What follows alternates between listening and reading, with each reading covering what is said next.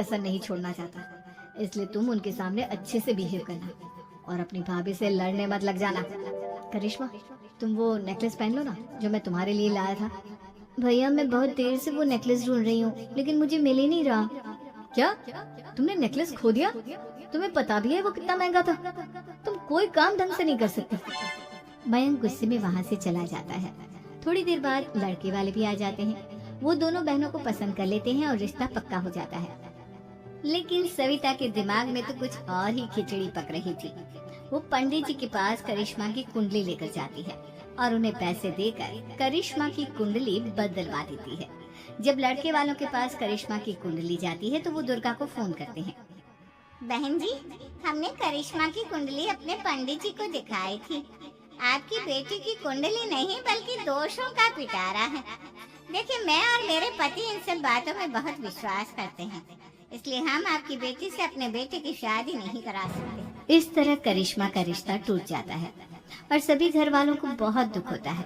अब कविता सोचती है, चलो करिश्मा का तो रिश्ता टूट गया, अब रेशमा का भी रिश्ता तोड़ना है। क्या करूं क्या करूं?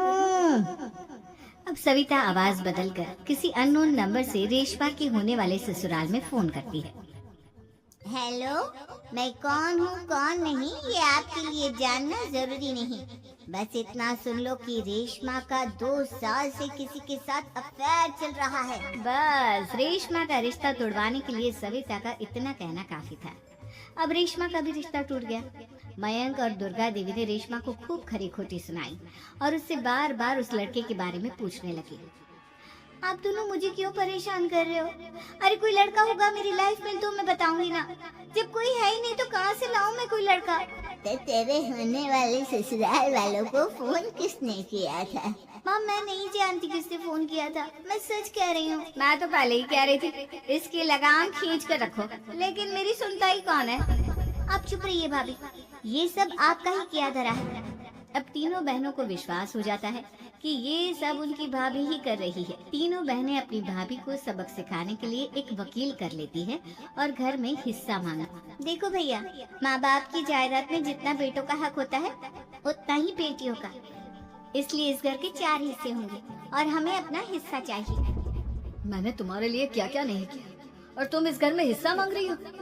भैया, आप और माँ हम बहनों की कोई बात नहीं सुनते हो और भाभी हमारी शादी नहीं होने देगी, क्योंकि उन्हें लगता है कि आप हमारी शादी में ज्यादा पैसा लगाओगे और उन्हें हम जैसी फ्री की नौकरानी कहाँ मिलेगी। तो हम भाभी के साथ तो रह नहीं सकते, हम बहनों को अपना हिस्सा चाहिए। अरे तुम्हें शर्म आनी चाहिए अपने भाभी पर ऐसा इल्जाम लगाते हुए।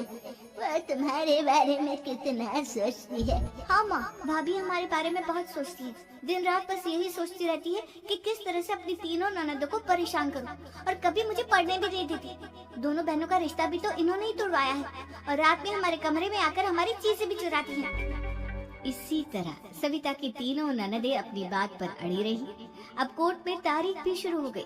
जब सविता को लगा कि उसकी तीनों ननद इतनी आसानी से नहीं मानने वाली, तो उसने अपने पति और सास को सारी सच्चाई बता दी और अपनी तीनों ननद से माफी मांगी।